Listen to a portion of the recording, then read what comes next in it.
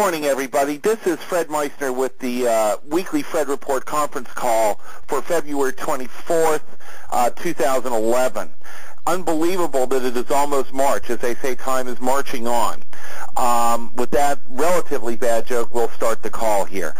First of all, the stock market has corrected down to initial support in the 130 area on the SPY. We note that the stochastics have continued to drop.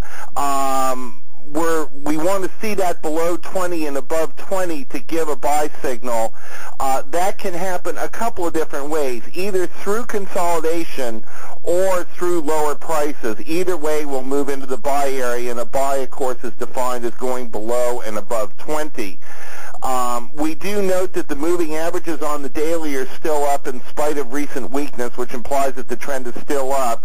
We also note that unless we are down a little bit on Friday from here, and even if we are, weekly and monthly indicators are still going to be in an overbought area. But this is a pretty strong trend, and we don't see anything suggesting that this bull move from March of 09 is over.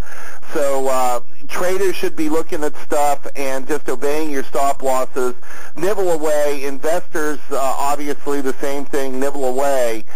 One thing we do want to point out, by the way, with stocks is our favorite sectors, particularly staples, are holding up pretty well, and staples is an area I would go into. The other thing I would say is, and we'll talk about this a little bit more in energy, obviously energy stocks are doing well because this crisis is at least somewhat energy related, but given that, the accumulation model suggests we will get a correction in gold and energy, one more, before summer rally in May.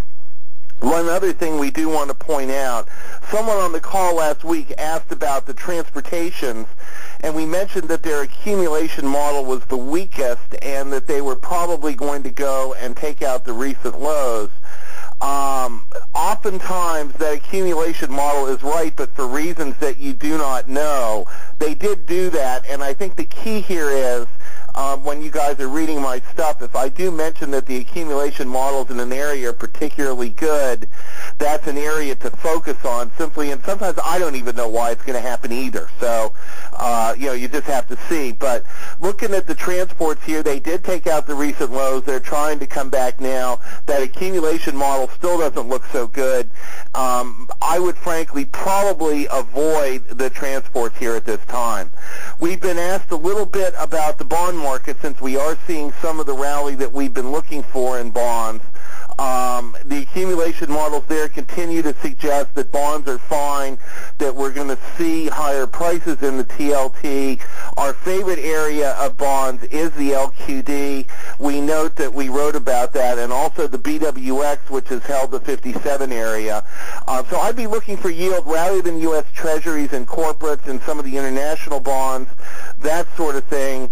The one thing I would say is I'm looking at the emerging markets bonds, the EMB. We've talked about how a lot of money looks like it's going to flow out of emerging markets, and I think that's also going to flow out of their bonds. The Libyan thing and the Egyptian thing probably don't help emerging markets that much either, so I would be looking at sovereign European bonds and some of the corporate bonds as our favorite areas, we said. Looking at gold and commodities in general, we note that the GLD is right back up to 137.95, right in the sort of resistance area near 140. We do maintain our now still 17-month target. As of March, it will switch to a 16-month target of 152 on the GLD.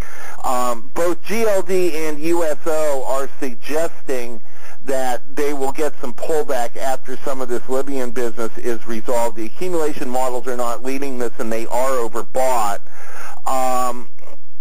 We like these markets later on. We think these markets are going to be higher in August than they are now, but you could see some pullback in these markets before that time, and if we see that, we will buy in those areas as well. Noting the currencies, we do not have breakouts on the FXY, which is the yen, and the FXE, which is the euro. The dollar is still holding reasonably steady, given the situations that we're finding ourselves in. It's interesting. I sort of thought there would be some breakout here. There's not. And one area, though, that is quite strong and may break out is the Swiss franc, which is FXF. That's real money, and it's attached to gold. If you're looking for a currency play, the FXF may actually be it. Looking also, by the way, at the European indexes, the EWG, which is Germany, that's actually holding up in some ways even better than the S&P is holding up. And also EWQ, which is France. They've been underperforming a little bit on the upside, but they're not going down as much either. And the reason that may be significant is all of the reports you see on the Libyan crisis are suggesting that the real problem is going to be seen in Europe and not in America, yet those markets are holding up pretty well. We're going to do some stocks now, and then